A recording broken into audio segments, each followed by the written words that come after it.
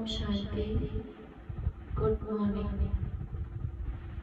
आज संडे अव्यक्त मुरली है और आज की मुरली तो शिवरात्रि पर अर्थात शिव अवतरण की मुरली है। भक्ति में भी कहते हैं कि भगवान को इस धरा पर आना पड़ता है और भक्त लोग भी इंतजार कर रहे होते हैं कि कभी न कभी भगवान आएगा। हर धर्म ग्रंथ भगवान के अवतरण की ये बात कहता है, लेकिन परमात्मा इस सृष्टि पर अवतरित हो चुके हैं और होकर अपना श्रेष्ठ कर्तव्य करा रहे हैं। ये आस्था की बात है, ये विश्वास की बात है और ये समझ की बात है, ये अनुभूति की बात है। ये जिसने ये अनुभव कर लिया है वो इस बात को स्वीकार करने में देर नहीं करेगा।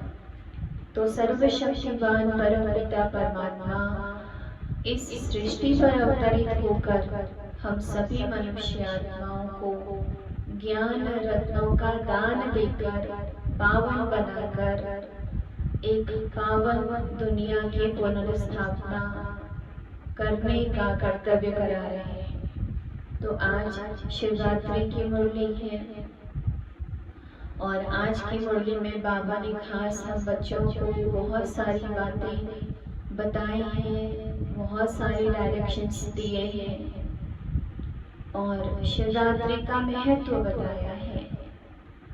तो मेन बात आज बाबा ने बताई कि बच्चे सर्व शक्तियों को ऑर्डर प्रमाण चलाओ। जब हम परमात्मा का बनते हैं, उनके साथ कनेक्शन जोड़ते हैं और नॉलेज लेते हैं तो हमारे अंदर शक्तियों का विकास होता है। लेकिन वो सारी शक्तियां हम समय पर यूज कर सकें, उसकी विधि क्या है? सबसे पहले बात आती है उन शक्तियों को समय पर हम यूज कर सकें, उसके लिए संकल्प शक्ति चाहिए, जिसको विचार शक्ति भी कह देते हैं, मन की शक्ति भी कह देते हैं या उसको इच्छा शक्ति भी कह देते हैं। तो उनको यूज करने के लिए अंदर से स्ट्रॉन्ग संकल्प चाहिए। अगर हमारे अंदर शक्तिशाली संकल्प होंगे तो उन शक्तियों को समय प्रमाण यूज करना आसान हो जाएगा। अब मान लीजिए घर में चोर घुस गया है और आपके पास अस्त्र शस्त्र भी है, हथियार भी आपने रखे हुए, लेकिन आपको चलाना नहीं आता या आप में इच्छा शक्ति नहीं है या आपका मनोबल कमजोर है, तो आप शस्त्र होते हुए भी उसको यूज नहीं कर पाएंगे। तो परमात्मा से भी जो हमें शक्तियाँ मिलती हैं, उन शक्तियों को यूज करने के लिए सबसे पहले हमारे पास चाहिए संकल्प शक्ति, इच्छा शक्ति, मन की शक्ति या विचार शक्ति, इतनी विल पावर चाहिए। तब हम जिस शक्ति की जब आवश्यकता पड़ती है उस शक्ति को यूज कर सके। और जीवन जीने के लिए इन शक्तियों की बहुत आवश्यकता है। वर्तमान समय जो सिचुएशन सामने आ रही है मनुष्य आत्माओं की, और उस सिचुएशन का सामना करने के लिए सभी शक्तियों को समय प्रमाण अगर हम यूज करते रहते हैं, उनका इस्तेमाल करते रहते हैं, तो परिस्थितियों का सामना करना आसान हो जाता है। तो आज बाबा ने मेन बात यही कही है, समय पर शक्तियों को ऑर्डर करो और इनको इस्तेमाल करो, इनको यूज करो। शक्तियाँ यूज करने के लिए मिली हुई है। और दूसरी बात आज बाबा ने कही है कि सबका सहारे दाता बनना है। अगर सबका कनेक्शन भगवान से जुड़ गया, जो पालनहार है, मालिक है, जगत का नियंता है, उसके साथ अगर कनेक्शन सबका जुड़ जाता है, जो संसार का माता पिता है, सभी मनुष्य आत्माओं का माता पिता है, उनके साथ जब कनेक्शन जुड़ जाता है तो परमात्मा हमें सहारा या सहयोग ना दे, ये हो नहीं सकता। तो सबसे पहले बात आती है भगवान के साथ, उस सहारे दाता के साथ कनेक्शन जोड़ना। तो ये हेल्प हमें करनी है, सबका कनेक्शन भगवान से जोड़ना है, ये सहयोग सबको देना है, ये सपोर्ट सबको करना है, ताकि जो सोर्स है, जो स्रोत है, उसके साथ कनेक्शन जुड़ जाए। और अगली बात बाबा ने शिवरात्रि की क्लियर की है। जैसे जब शिवरात्रि आती है तो सबसे पहले पूजा करते हैं, और इन शिवरात्रि के महत्व को बाबा ने 4 सब्जेक्ट से जोड़ा हुआ है। जो शिवरात्रि के पूजन की विधि है, उस विधि को बाबा ने 4 सब्जेक्ट से जोड़ा है: ज्ञान, योग, धारणा और सेवा। जिसके लिए बाबा ने बूंद और बिंदी की बात कही है। बिंदु और बूंद, ये 2 सब्जेक्ट ज्ञान और योग, अर्थात जब याद करते हैं तो बिंदु, और जो बूंद है वो ज्ञान। इसीलिए शिवलिंग के ऊपर कलश रखा होता है और उस कलश में से बूंद बूंद पानी शिवलिंग के ऊपर गिरता है। तो जो पानी की बूंद है वो ज्ञान का प्रतीक है। तो ज्ञान और योग को बाबा ने बिंदु और बूंद से जोड़ा है, अर्थात उस बिंदी की याद और ज्ञान की बूंद। सारा दिन ज्ञान बुद्धि में टपकता रहे। परमात्मा की याद तब स्वतः आएगी जब ज्ञान की बूंद बुद्धि में टपकती रहेगी सारा दिन। क्योंकि ज्ञान अगर बुद्धि में होगा तो वेस्ट नहीं आएगा, साधारण विचार मन में नहीं आएंगे। तो 2 सब्जेक्ट ज्ञान और योग। और तीसरा सब्जेक्ट बाबा ने कहा धारणा। धारणा अर्थात दृढ़ संकल्प। व्रत करते हैं, शिवरात्रि के दिन व्रत करते हैं, ध्यान परमात्मा का करेंगे और याद भी उस दिन परमात्मा की रहेगी और व्रत करेंगे। व्रत अर्थात दृढ़ संकल्प। तो बाबा ने कौन से व्रत की बात कही है? 2 गुण धारण करने की बात बाबा ने आज मुरली में बताई। पहला सहन शक्ति और दूसरा अंतर्मुखता। ये 2 गुण धारण करने हैं, अर्थात इन 2 गुणों को धारण करने का व्रत लेना है। और तीसरा सब्जेक्ट है सेवा। सेवा अर्थात ज्ञान धन का दान देकर सभी को जगाना, जागृत करना, जागरण करना, सबके अंदर जागृति पैदा करना, सेवा। इसीलिए शिवरात्रि के दिन जब व्रत करते हैं तो जागरण करते हैं।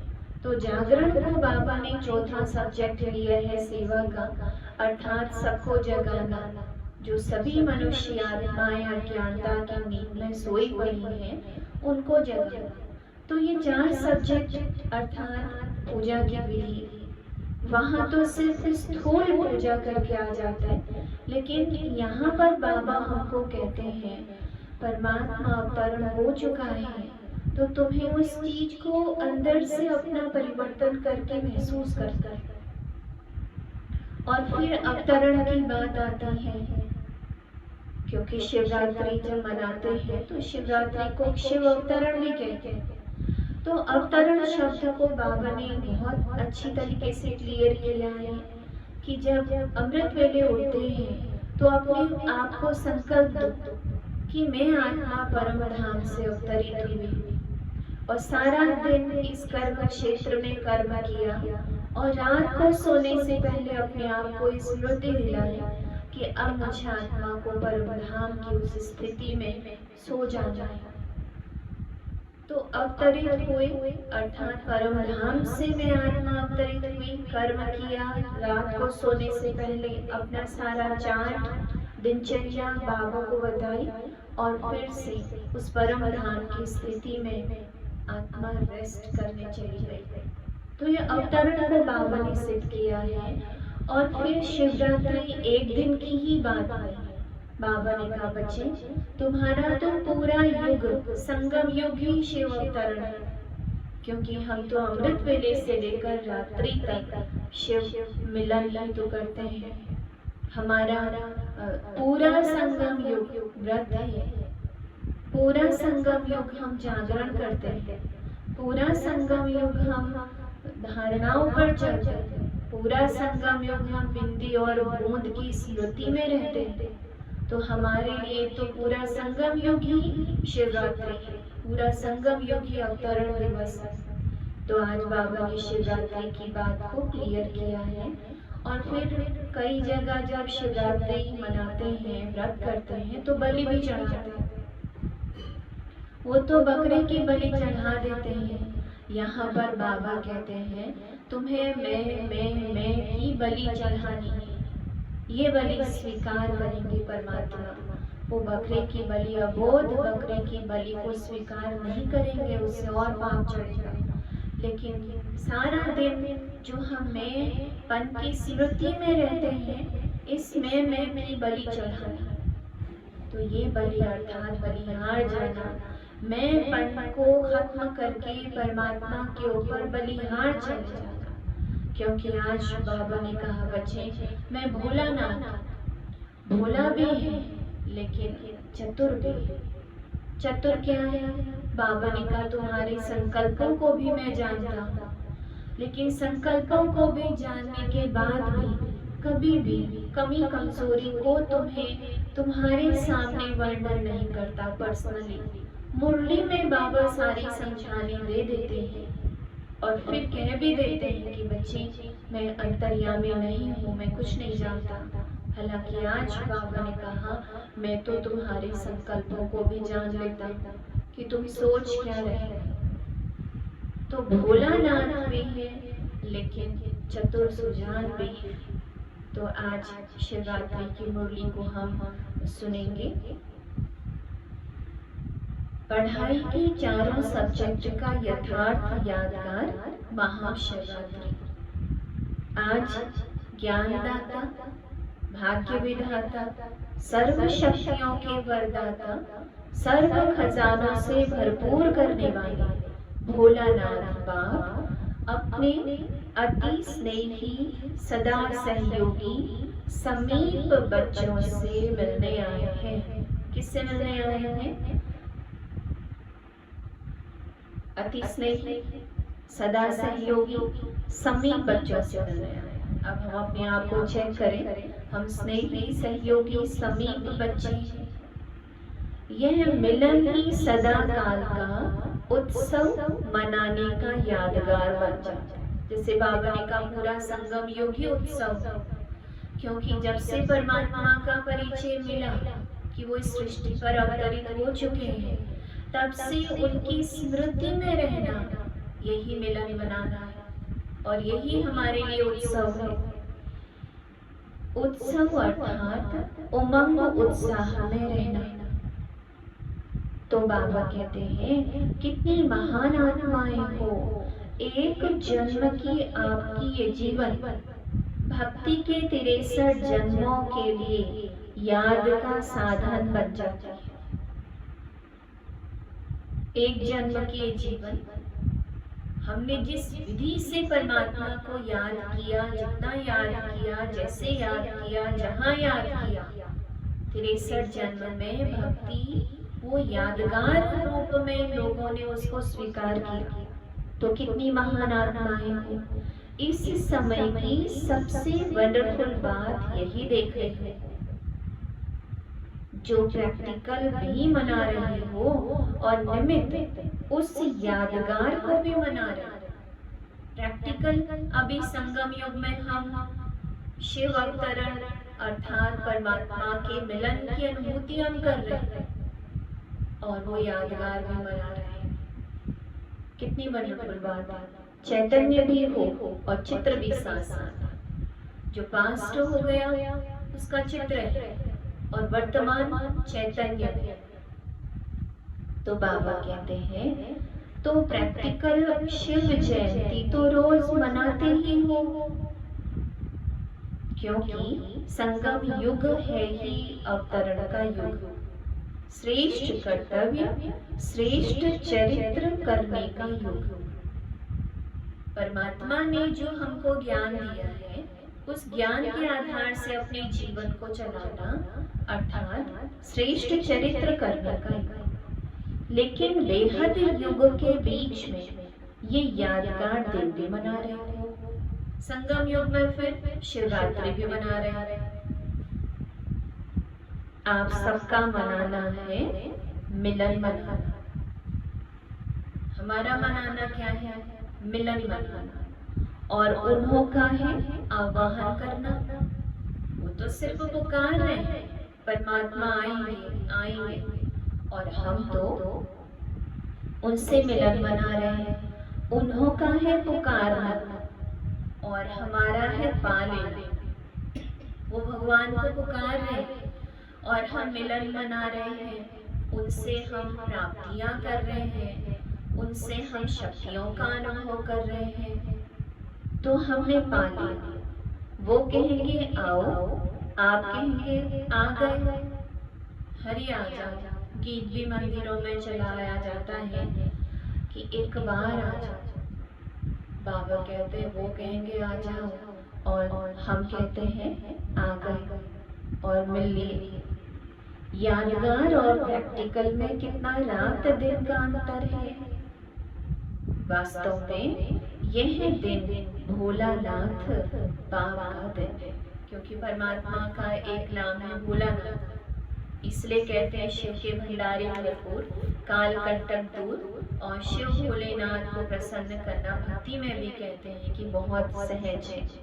इसीलिए जिस किसी ने भी, चाहे दानव है देव है, सभी को दिखाया गया है शास्त्रों में कि उन्होंने शिव की भक्ति की। चाहे असुर भक्ति कर रहा है, तपस्या कर रहा है, शिव भोलेनाथ अगर उसकी भक्ति से प्रसन्न हो गए तो वर दे देंगे। भोलानाथ है। तो बाबा कहते हैं भोलानाथ अर्थात बिना हिसाब के अनगिनत देने वाला। वैसे जितना और उतने का हिसाब होता है ना, जो करेगा वो पाएगा, जितना करेगा उतना पाएगा, ये हिसाब है। लेकिन भोलानाथ क्यों कहते हैं? भोलानाथ ऐसे नहीं है कि हम कुछ ना करें और वो हमें दे दे। हिसाब भी बाबा ने बता दिया, जितना और उतना का हिसाब है। जितना करेंगे भोलानाथ से अनगिनत मिलेगा। एक का पदम गुणा तो अनगिनत हो गया ना। कहाँ एक, कहाँ पदम। पदम में लास्ट शब्द है, इसलिए पदम कहते हैं। अनगिनत देने वाले भोले भंडारी का दिन यादगार रूप में मनाते हैं। तो आप सब भरपूर हो गए ना पानी। इतने जन्मों की गारंटी और कोई नहीं कर सकता। कितने जन्मों की? 21 जन्मों की। बाबा कहते हैं तुम एक जन्म पुरुषार्थ करो, एक जन्म कमाई करो, एक जन्म मेरी मत पर चलो, सिर्फ एक जन्म मेरा आदेश मानो, फिर 21 जन्म की मेरी गारंटी है। कितना भी कोई बड़ा दाता हो, लेकिन अनेक जन्म का भरपूर भंडारा होने की गारंटी कोई भी नहीं कर सकता। तो भगवान भोलानाथ हुआ ना, नॉलेजफुल होते भी भोला है, ज्ञान का सागर, लेकिन ज्ञान का सागर होने के बावजूद भी भोला है, इसलिए उनको भोलानाथ कहा जाता है। वैसे तो हिसाब करने में एक एक संकल्प का भी हिसाब हो जान सकते हैं। कितनी वंडरफुल बात है। अगर हिसाब देखें तो बाबा कहते हैं एक एक संकल्प का भी हिसाब जान सकते हैं, लेकिन जानते हुए भी देने में भोलानाथ ही बनता है। तो आप सभी भोलानाथ के भोलानाथ बच्चे होना। एक तरह भोलानाथ कहते हैं, दूसरी तरह भरपूर भंडारी कहते हैं। यादगार देखो कितना अच्छा मनाते हैं। मनाने वालों को पता नहीं है, लेकिन आप जानते हैं। जो मुख्य इस संगम युग की पढ़ाई है, बाबा कहते हैं भक्ति में जो यादगार बना रहे हैं वो मुख्य संगम योग की पढ़ाई का ही यादगार बना रहे हैं। वो एक दिन करते हैं और हम सारा संगम योग करते हैं, जिसकी विशेष 4 सब्जेक्ट, जैसे शुरू में हमने बताया था, वो 4 ही सब्जेक्ट यादगार दिवस पर मनाते हैं। कैसे? विशेष इस उत्सव के दिन बिंदु का और बूंद का महत्व होता है। तो बिंदु इस समय की याद अर्थात योग के सब्जेक्ट की निशानी है। बिंदु अर्थात योग का सब्जेक्ट और बूंद ज्ञान की सब्जेक्ट, क्योंकि डेली बाबा की जो हम मुरली सुनते हैं, एक एक शब्द, एक एक रत्न, ये क्या है? ज्ञान की बूंद। इसलिए कहते हैं बूंद बूंद से सागर भर जाता है। तो परमात्मा के ज्ञान की एक एक बूंद से हम अपनी बुद्धि को भरपूर कर सकते हैं। इस ज्ञान के सब्जेक्ट की निशानी बूंद के रूप में दिखाई। धारणा की निशानी इसी दिन विशेष व्रत करते हैं। धारणा अर्थात दृढ़ संकल्प। कौन सा दृढ़ संकल्प? कौन सा व्रत?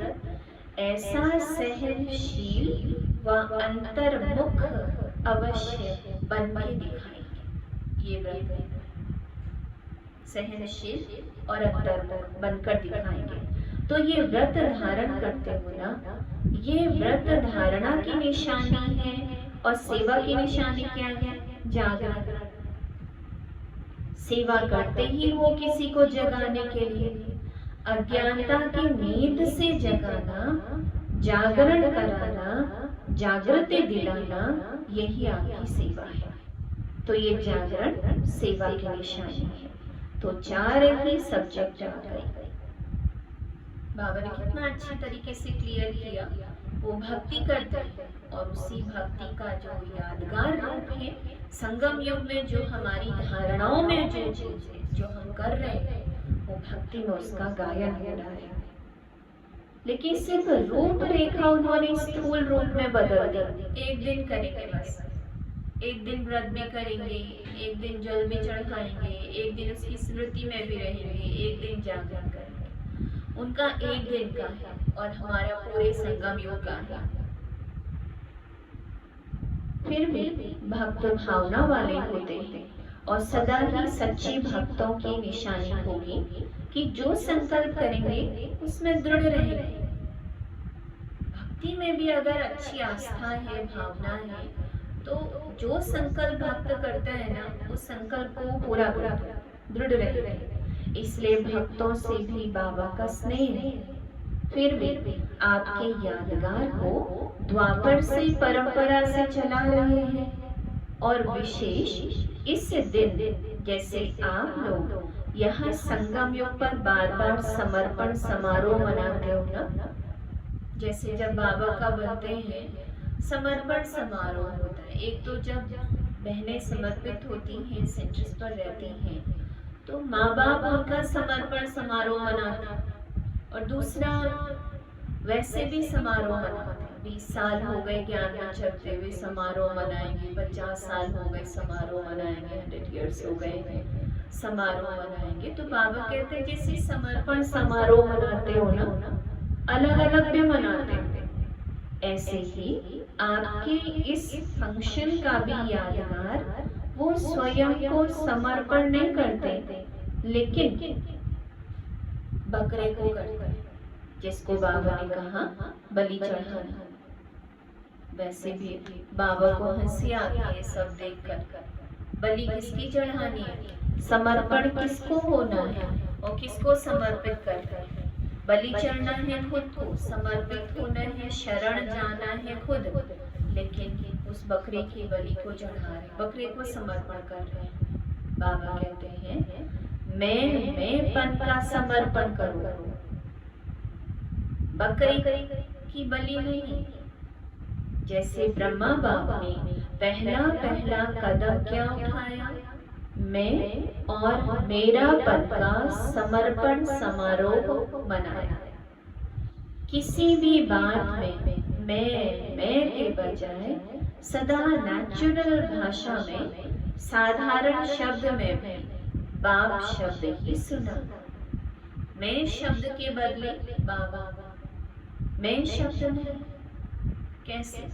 बाबा करा रहा है, मैं कर रहा हूं नहीं, बाबा कर रहा है। बाबा चला रहा है, मैं कहता हूं नहीं, बाबा कहता है। हद के कोई भी व्यक्ति या वैभव से लगाव ये मेरा पन है। तो मेरेपन को और मैंपन को समर्पण करना, इसको कहते हैं बलि चढ़ाना, अर्थात महाबली बनना। तो कौन सी बलि चढ़ानी है? मैं और मेरा। जब मैं आता है, मैं नहीं, बाबा। मेरा आता है तो बाबा का।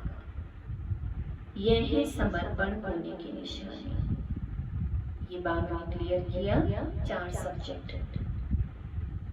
फिर बाबा समझाते हैं, जैसे इस दिन को अवतरण का दिन भी कहते हैं, शिवरात्रि भी कहते हैं, महाशिवरात्रि भी कहते हैं, शिव अवतरण दिवस भी कहते हैं। तो रोज अमृत वेले ऐसे ही सोचो कि निद्रा से नहीं, शांति धाम से कर्म करने के लिए अवतरित हुए हैं। कितनी अच्छी बात। डेली अमृत वेले उठते ही अपने आप को संकल्प, मैं आत्मा परम धाम से इस कर्म क्षेत्र में कर्म करने के लिए अवतरित हुए। तो अवतार अवतरित होते ही हैं श्रेष्ठ कर्म करने के लिए। उनको जन्म नहीं कहेंगे, अवतरण कहते हैं। ऊपर की स्थिति से नीचे आते, यह है अवतरण। तो ऐसी स्थिति में रहकर कर्म करने से साधारण कर्म भी अलौकिक कर्म में बदल जाएगा। क्या समझना है? अमृत वेले उठते ही मैं आत्मा परम धाम से इस कर्म क्षेत्र में श्रेष्ठ कर्म करने के लिए आया हूँ, और रात को कर्म करके फिर परम धाम चले जाओ। ये तो डेली का हमारा घर गए आए और गए, ये अभ्यास करना है। इससे क्या होगा? क्योंकि बाबा ने कहा अवतरित आत्मा कभी भी साधारण कर्म नहीं कर सकती, और अवतरित आत्मा के साधारण कर्म भी बहुत श्रेष्ठ कहलाते हैं। जैसे दूसरे लोग भोजन खाते हैं, हम क्या खाते हैं? ब्रह्मा भोजन। फर्क हो गया ना? दूसरे लोगों से पूछो क्या हाल चाल है, तो कहेंगे चल रहे हैं। बाबा कहते हैं वो चलते हैं, लेकिन आप फरिश्ते की चाल चलते, उनके चलने में और हम ब्राह्मण आत्माओं के चलने में फर्क। तो अलौकिक चाल अलौकिक कर्म हो गए। तो आज का दिन अवतरण का दिन नहीं, लेकिन संगम युग ही अवतरण दिवस। बाबा कहते पूरा संगम युग ये अवतरण युग है। ठीक है, तो बाबा फिर समझाते हैं, आज के दिन आप लोग मुबारक भी देते हो, जिस किसी भी मिलेंगे शिव जयंती मुबारक हो। शिव जयंती की बहुत बहुत बधाइयाँ। ऐसे एक दूसरे को बधाई देते हैं, मुबारक देते हैं। लेकिन बाप दादा कहते हैं पहले आप, अगर बच्चे ही नहीं होते तो बाप कौन कहते? बच्चे ही बाप को बाप कहते हैं। इसलिए पहले बच्चों को मुबारक। आप सब बर्थडे का गीत गाते हो ना?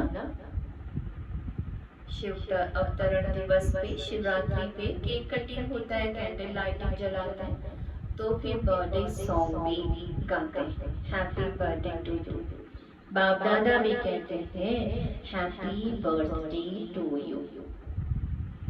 बर्थडे की मुबारक तो बच्चों ने बाप को दी, बाप ने बच्चों को दी, और मुबारक से ही पल रहे हो। आप सबकी पालना कौन कर रहा है? आप सबकी पालना ही क्या है? बाप की। परिवार की बधाइयों से पल रहे हो ना? बधाइयों से ही नाचते गाते पलते उड़ते जा रहे। ये भगवान की पालना भी बड़ी वंडरफुल है। एक दो को हर घड़ी क्या देते थे? बधाई। तो यही पालना की विधि है। कोई कैसा भी वो तो बाप दादा भी जानते हैं। आप भी जानते हो कि नंबरवार तो होंगे। अगर नंबरवार नहीं बनते फिर तो सतयुग में कम से कम 1.5 लाख तख्त बनाने पड़े। इसलिए नंबरवार तो होने ही है। स्कूल में भी अगर 40 बच्चे हैं, सभी बच्चों के मार्क्स 99% तो नहीं आ जाएंगे, नंबरवार होते हैं। यहाँ भी बाबा कहते हैं सब नंबरवार है।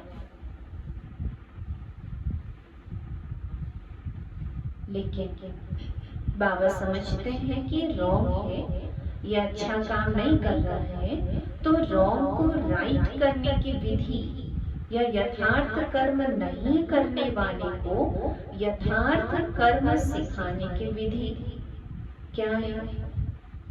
नंबरवार किस अनुसार बनते हैं? जब हम यथार्थ कर्म नहीं करते। तो बाबा कहते हैं तो बाप दादा भी जानते हैं कि यथार्थ कर्म नहीं हो रहा है, लेकिन यथार्थ कर्म नहीं हो रहा है ये बताने की विधि क्या है? कभी भी उसको सीधा नहीं कहो कि तुम रॉन्ग हो। यह कहने से वो कभी नहीं बदलेगा। जैसे आग बुझाने के लिए आग नहीं जलाई जाती है, उसको ठंडा पानी डाला जाता है। इसलिए कभी भी उसको पहले ही कहा कि तुम रॉन्ग हो, तुम रॉन्ग हो, तो वो और ही दिल शिकस्त हो जाएगा कि मैं तो अच्छा बन ही नहीं सकता, मैं तो अपने आप में परिवर्तन ला ही नहीं सकता। पहले उसको अच्छा अच्छा करके थमाओ तो सही, पहले पानी तो डालो, फिर उसको सुनाओ कि आग क्यों लगी। पहले ये नहीं कहो कि तुम ऐसे हो, तुमने ये किया, तुमने वो किया, पहले ठंडा पानी डाला। पीछे वो भी महसूस करेगा कि हाँ, आग लगने का कारण क्या है और बुझाने का साधन क्या है। अगर बुरे को बुरा कह दिया तो आग में क्या किया? तेल डाला। इसलिए बहुत अच्छा करके पीछे उसको कोई भी बात दो तो उसमें सुनने की, धारण करने की हिम्मत आ जाती है। इसलिए सुना रहे थे बहुत अच्छा, यही बधाइयाँ हैं। जैसे बाप दादा भी कभी किसी को पर्सनली डायरेक्ट रॉन्ग नहीं कहेगा, मुरली में सुना देगा कि राइट क्या है, रॉन्ग क्या है। लेकिन अगर कोई सीधा आकर पूछे भी कि क्या मैं रॉन्ग हूँ, तो कहेगा नहीं, तुम तो राइट हो, क्योंकि उसमें उस समय सुनने की हिम्मत नहीं है। कोई भी अपनी कमी कमजोरी सुनना नहीं चाहता। इसलिए दादी जान जी हमेशा कहती हैं, अगर किसी से दुश्मनी पैदा करनी है तो उसको उसकी अच्छाई बता दो या उसकी कमी उसकी बता दो। उसकी अच्छाई उसको ना बताकर उसकी कमी बता दो, और अगर उसकी कमी बताओगे तो वो आपका दुश्मन बन जाएगा। दुश्मन बनाना तो बहुत आसान है। इसलिए आज बाबा कहते हैं उसको रॉन्ग मत कहो।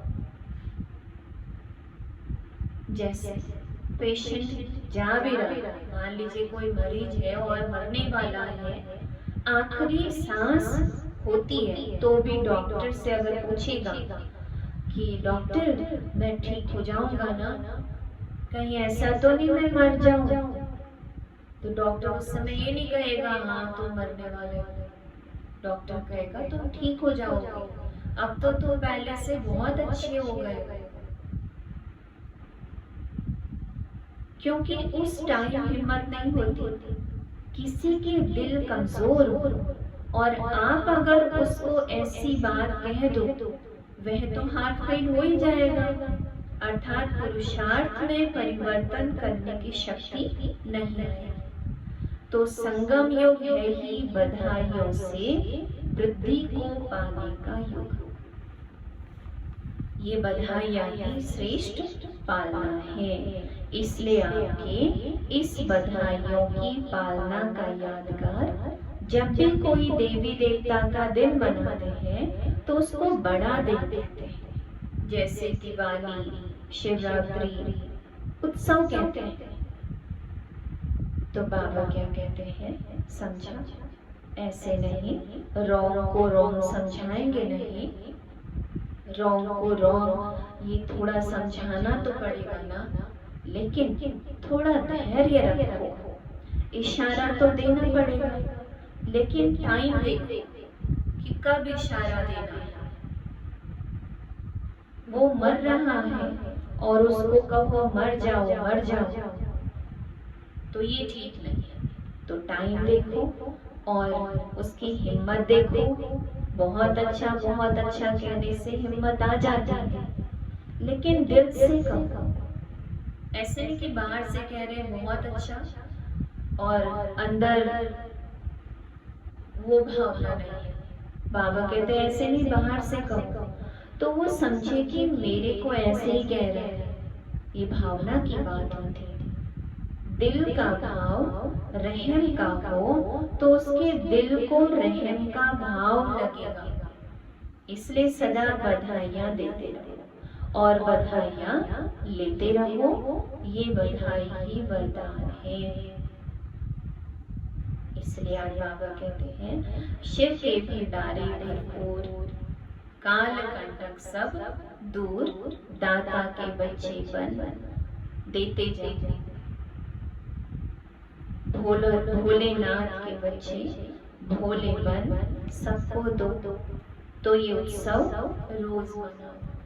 तो ये संगम युग ही उमंग उत्साह में रहने का युग है। तो ये उत्सव मनाने की आज बाबा ने बात कही। अच्छा, चारों ओर के बच्चों को संगम युग के हर दिन के अवतरण दिवस की अविनाशी मुबारक।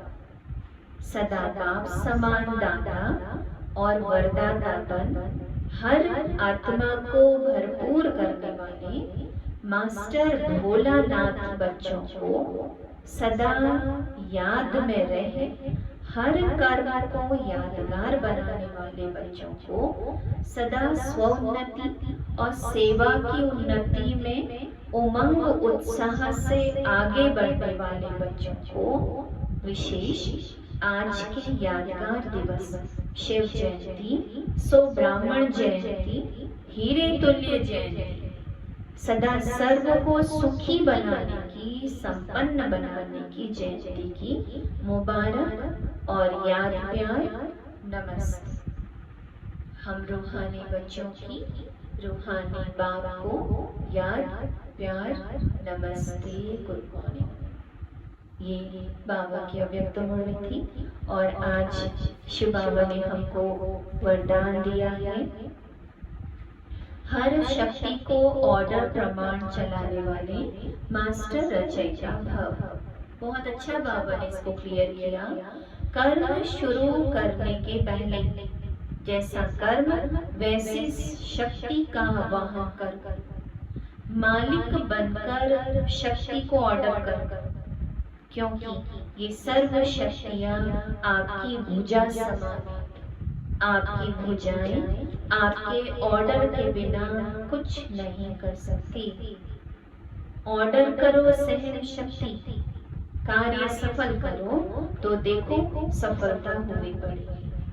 लेकिन किस सीट पे बैठना है? मैं मास्टर सर्वशक्तिवान, मैं मास्टर सर्वशक्तिवान उस सीट पर बैठकर फिर सर्व शक्तियों को ऑर्डर प्रमाण चलाओ।